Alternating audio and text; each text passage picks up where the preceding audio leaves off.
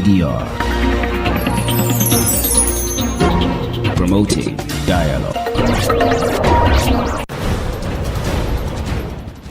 It's midday in Dakar, 1 o'clock in Abuja. Good afternoon and many thanks for staying tuned to West Africa Democracy Radio. Broadcasting on 94.9 FM and around the world on wadr.org. Welcome to Newslink. Here are the top stories. New movement in Senegal. Sonko must go movement calls for the removal of the country's prime minister.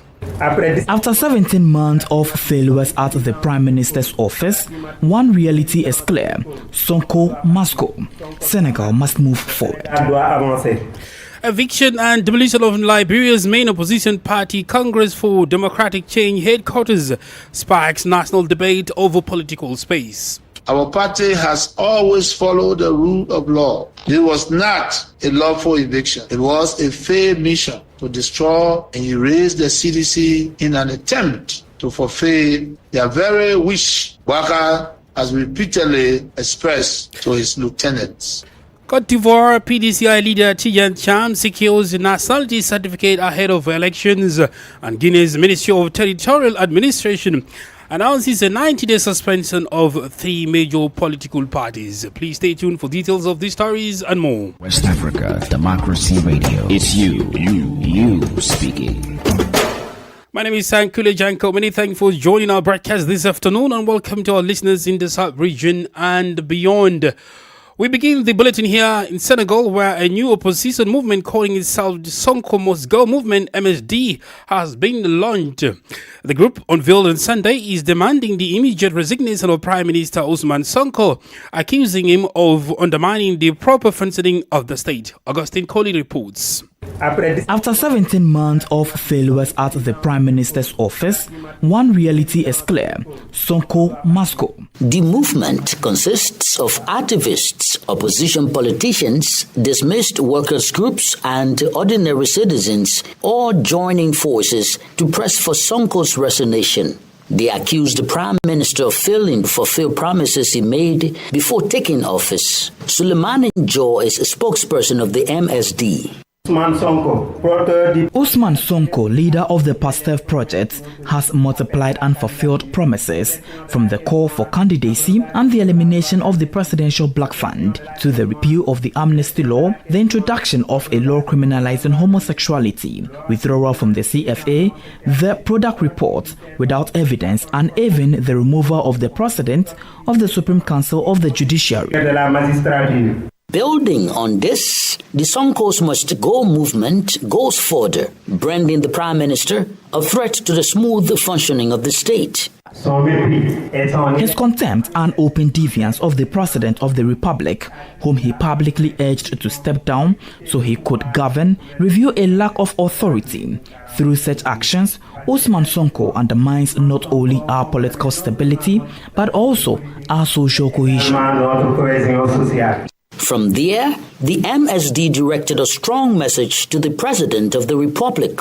The Sonko Must Go movement reminds the President of the Republic of the importance of defending democracy, human rights and freedom of expression, the need to fight corruption and ensure transparency in the management of public affairs, and the duty to promote national unity and social cohesion by ensuring that all citizens are heard.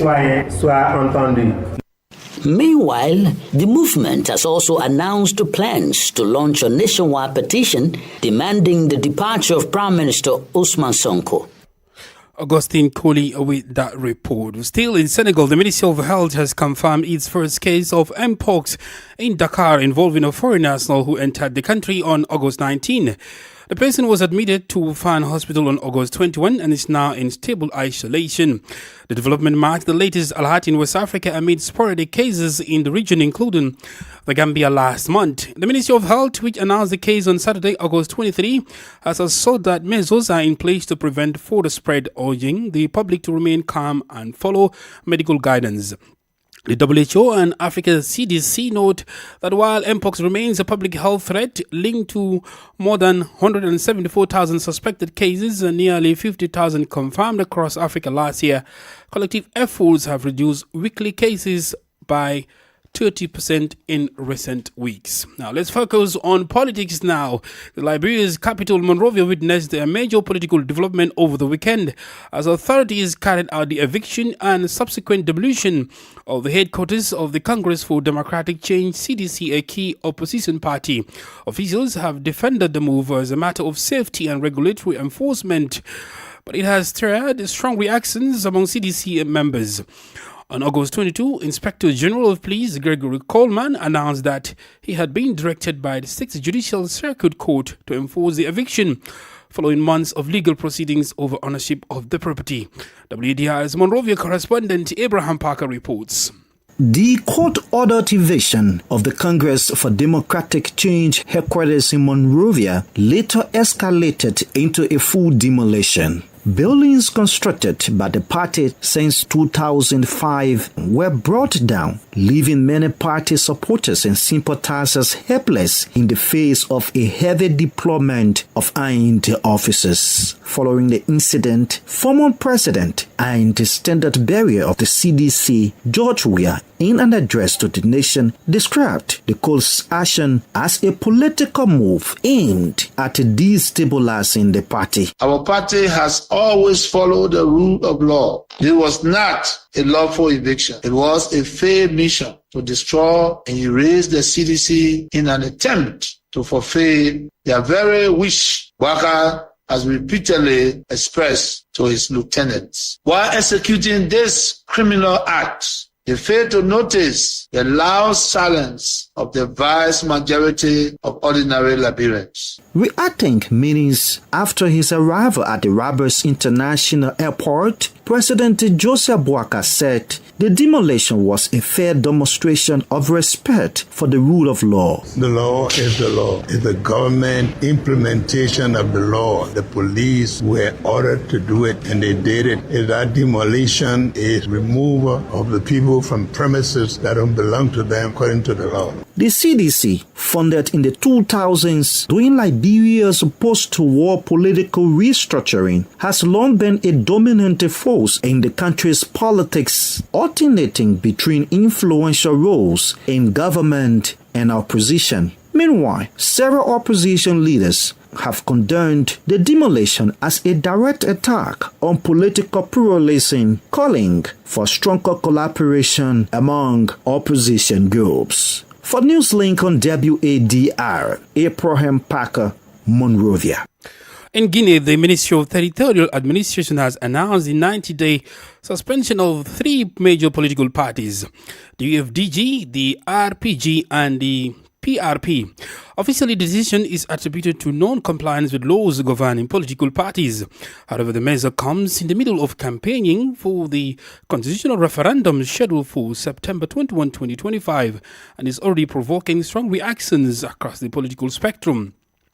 Within public opinion, analysts warn that the move could heighten tensions and weigh heavily on Guinea's political climate. Abdullahi Hassan has the details. The suspension means that the UFDG, the main opposition party, and the RPG, the former ruling party, will be barred from political activities until the referendum is concluded. The UFDG has strongly criticized the decision. Observers of the Guinean political scene say the suspension of the main opposition parties goes far beyond a simple enforcement of regulations. In response, the UFDG, the RPG, and the PRP have announced plans to petition the Supreme Court, denouncing what they describe as an abuse of authority. Meanwhile, gendarmes have been deployed in large numbers outside the headquarters of the opposition parties to prevent any gathering of supporters. Channel Alpha Ibrahim Baldez report presented by Abdullahi Hassan. More stories coming up on West Africa Democracy Radio. Newslink continues. In Côte d'Ivoire, a major hurdle in the political career of Tidjane Cham, president of the PDCI-RDA, has been cleared. After years of controversy over his nationality status, Cham has finally obtained an official nationality certificate. While this may appear to pave the way for his participation in the upcoming October vote, Cham still faces major challenges, which is the non-entry of his candidacy at the Electoral Commission. As announced in a statement in mid-July, the submission of candidacy files will close on August 25, which is today, Monday.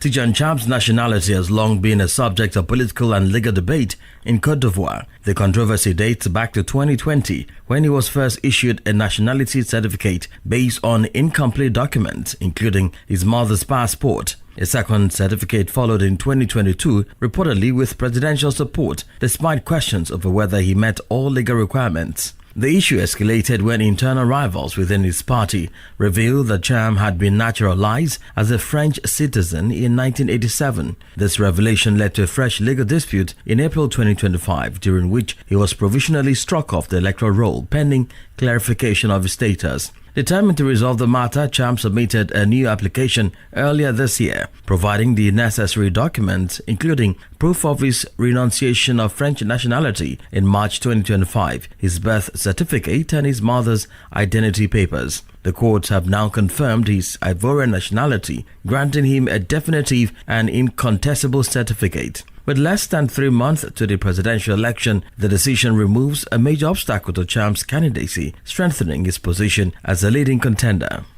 Imo added with that report. In Nigeria, former President Olusegun Obasanjo has launched a scathing attack on the judiciary, accusing it of being deeply compromised and driven more by corruption than justice. In a new book marking his 88th birthday, Obasanjo points fingers at judges, the electoral umpire, and even former President Muhammadu Buhari. His comments have sparked renewed debate about judicial integrity in Nigeria. Usman Omar in Abuja reports. In his newly released book, Nigeria, Past and the Future, former President Olusegun Obasanjo does not mince words. He describes Nigeria's courts as courts of corruption rather than courts of justice, accusing judges of trading rulings for bribes and political favors since the return to democracy in 1999. The former leader also takes aim at Independent National Electoral Commission Chairman Professor Mahmoud Yakubu and alleges that late former President Muhammadu Buhari colluded with sections of the judiciary to manipulate election outcomes. Legal scholars say Obasanjo's charges are weighty and reflect a deep erosion of trust in Nigeria's justice system, but they also point to his own history with the courts. Taiwo Ojumo is a legal expert. With all due respect to Baba Obasanjo, I feel that it's high time Baba took some break from making some statements. Remember, just like yesterday, when Obasanjo was president of the country during the Fourth Republic from 1999 to 2007, we knew how his government undermined judiciary. So I don't think Baba, what people have the moral rights to now come and start talking about one judiciary that is very corrupt. That is not trying to excuse. I'm not trying to excuse or justify what he has said. I'm not trying to render whatever he has said as invalid. There's some validity in what he has said. Analysts warn that the credibility of Nigeria's democracy depends on a judiciary trusted to uphold fairness, not political bargains. For many Nigerians, Obasanjo's words reopen an old wound, a system seen as too easily swayed by money and influence. For Newslink on West Africa Democracy Radio, Usman Umar reporting from Abuja. Well, in news relating to security, the Beninese army has announced that it foiled a terrorist attack in Gada, Libori, 3 days ago. The target was a customs post in Gada near Malanville on the border with Niger, attacked by armed fighters. Well, Christopher Atichu reports. According to the Beninese army, at around 11 p.m. last Friday night, terrorist fighters attempted a surprise offensive aimed at overrunning the customs post in Gada. After several minutes of gunfire exchanged with regular forces, the attackers were forced to retreat. One was killed and several others wounded, while defense and security forces seized a cache of weapons. No casualties were reported on the side of the security forces.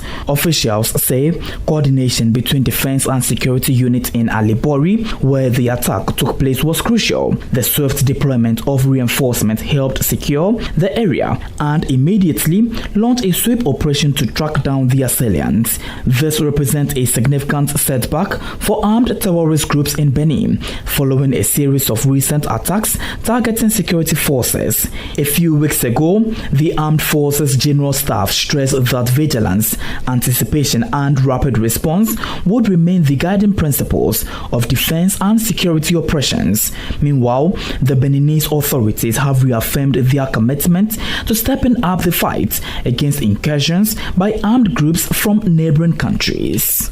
Cotonou correspondent Aziz Adam Sulei's report, voiced by Christopher Aticho.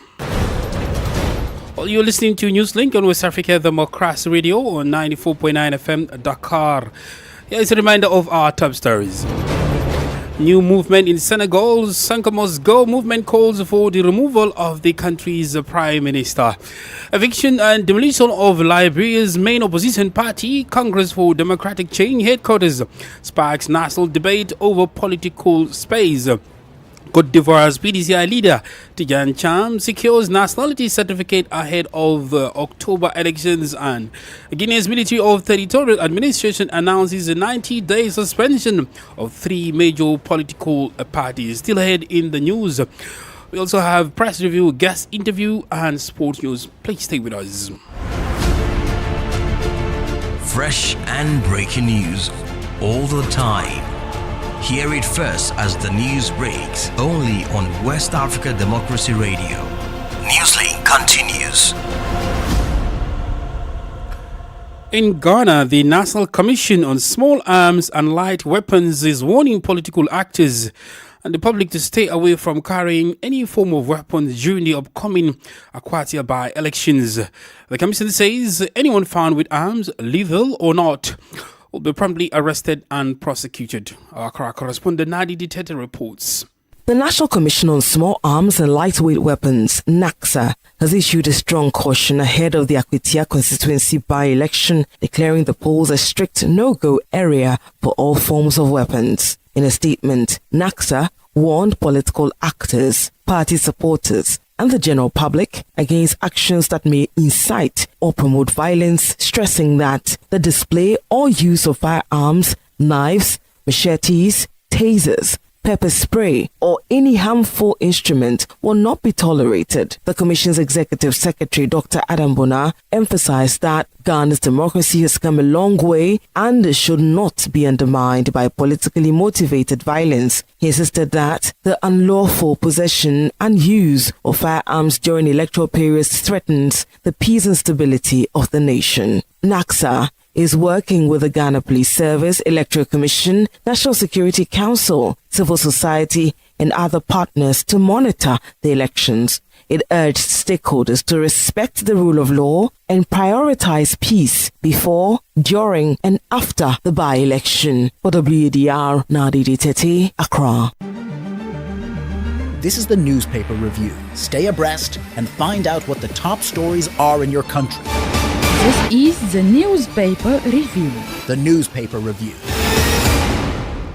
Let's join our Abuja correspondent Usman Omar for the newspaper review from Nigeria. Welcome to the press review segment today from Nigeria's capital, Abuja. We begin with the Vanguard. Scientific optimism leads the way as researchers reveal that a cheap blood pressure drug shows promise in combating deadly breast cancer, making a potential breakthrough in cancer treatment in Nigeria. Meanwhile, at Lagos University Teaching Hospital, tension is rising. The Nigeria Medical Association threatens a strike over unpaid salaries and poor welfare for medical staff. And transportation woes, Lagos has suspended works on the Gudu-Ifako Bridge, creating gridlock for commuters heading to the third mainland bridge. We now go to the Guardian newspaper, and then on the political front, Julius Malema of the EFF in South Africa warns that Africa's destiny depends crucially on the political economies of Nigeria and South Africa. And then we swiftly move over to the Daily Trust. Security is in focus here as 54 African defense chiefs convene in Abuja today, led by Nigeria's Chief of Defense Staff, General Christopher Musa, and it will be inaugurated by President Bola Ahmed Tinubu. What's their mission?